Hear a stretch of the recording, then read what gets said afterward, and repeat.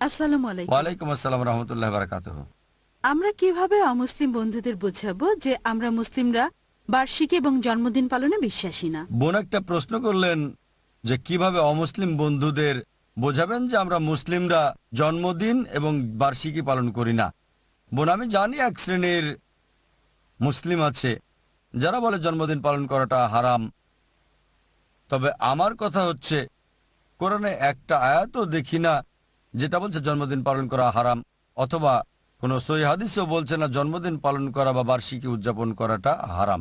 তাই আমি ব্যক্তিগতভাবে বলছি না যে জন্মদিন পালন করা হারাম, তবে অধিকাংশ ক্ষেত্রে যে জন্মদিন পালন হয়ে থাকে সেটা হারাম হয়ে যায় অন্য কারণে। যেমন ধরেন, শুধু টেলিভিশন দেখা হারাম না, ঠিক আছে? শুধু কেবল টিভি হারাম না, কিন্তু এটার 95% বা 99%-এরও বেশি স্যাটেলাইট চ্যানেলে যা আসে সেজন্য কেবল টিভি হারাম, আর আমরাও বলি পরিহার করাই ভালো। সুতরাং শুধু টেলিভিশন দেখা হারাম না, যদি খুব সাবধান থাকেন আর দেখতে হবে সঠিক ব্যবহার হচ্ছে কিনা, সেক্ষেত্রে হারাম হতে পারে। তবে স্বাভাবিক যে নিয়ম আছে তা যদি দেখেন, অধিকাংশ জন্মদিন উৎসব হিসেবে যেগুলো পালন হচ্ছে এগুলো হারাম। যেমন ধরুন, জন্মদিন হোক সেটা বুদ্ধের বা শ্রীকৃষ্ণের জন্মদিন, হারাম কারণ এটা মূর্তি পূজার দিকে ধাবিত করে।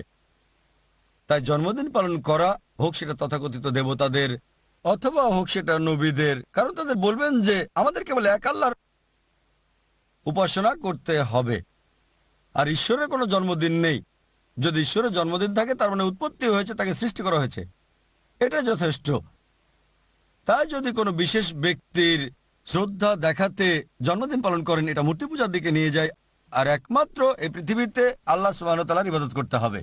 এ কারণেই আমরা বলি যে কোনো ব্যক্তির জন্মদিন পালন করা, তাদের সম্মান করা, প্রত্যক্ষ বা পরোক্ষভাবে মূর্তি পূজার দিকে ধাবিত করে।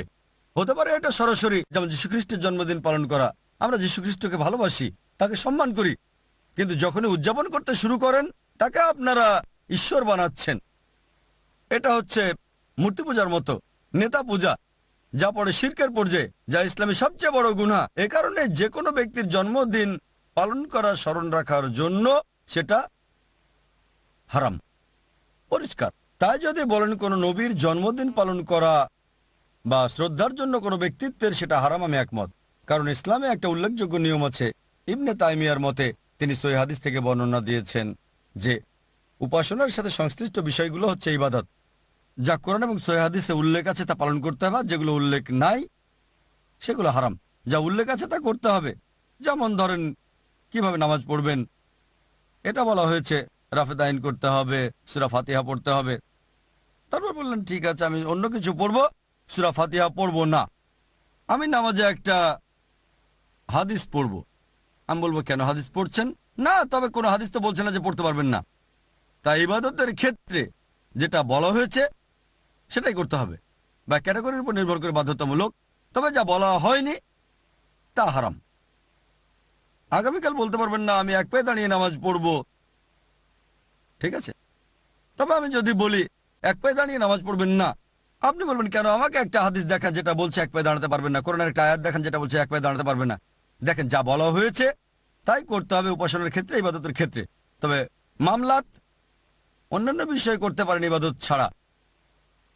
ইবাদত মানে নামাজ পড়েন, ইবাদত যেমন জাকাত, সবকিছু ব্যবসার ক্ষেত্রে। অন্যান্য দুনিয়াবী বিষয় যেগুলো ইবাদতের সাথে সরাসরি জড়িত না, যেটা হারাম বলা হয়েছে সেটা হারাম, যেটাকে হারাম বলা হয়নি সেটা হালাল, ঠিক আছে?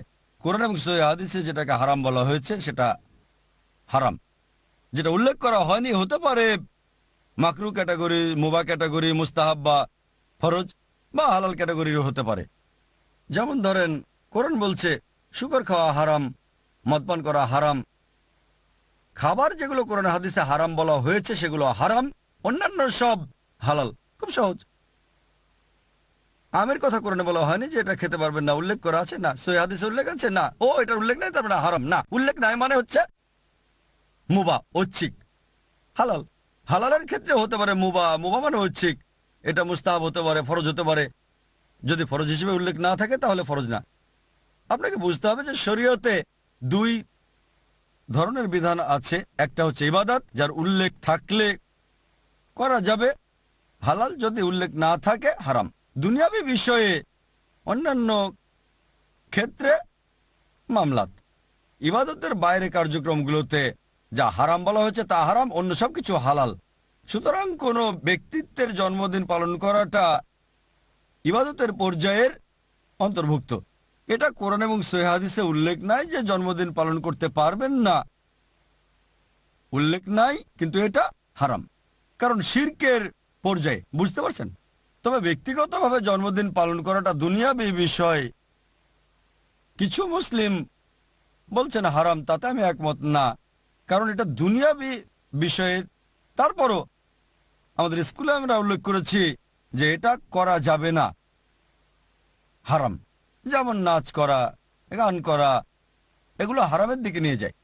তবে সাধারণত ফতোয়া হিসেবে আপনি বলতে পারবেন না যে আপনার ছেলে মেয়ের জন্মদিন পালন করাটা হারাম, আর এটাকে মাকরু বলতে পারেন বা পরিহার করাই উত্তম, যদি না করেন সেটাই উত্তম।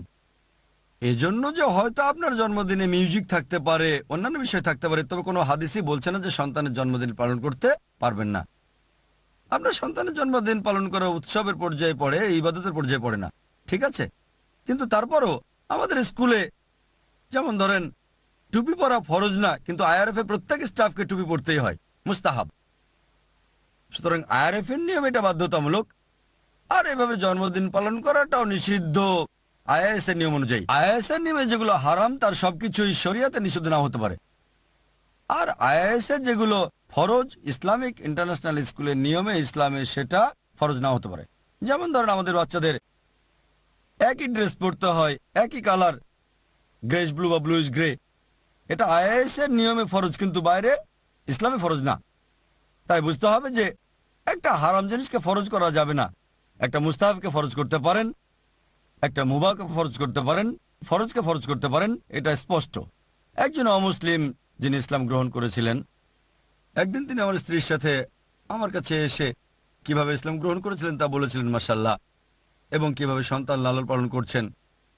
যখন তিনি তার মায়ের বাড়িতে যান, তার বোনও তাকে খুবই ভালোবাসে।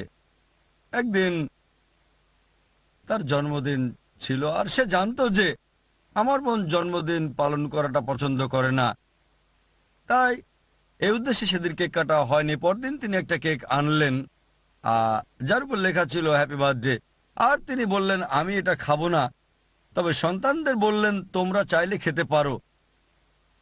বোনের কানে কানে বলেছিলেন যে কেক কাটা হারাম। আমি তাকে বললাম এটা হারাম না, সে খুব দুঃখ পেল।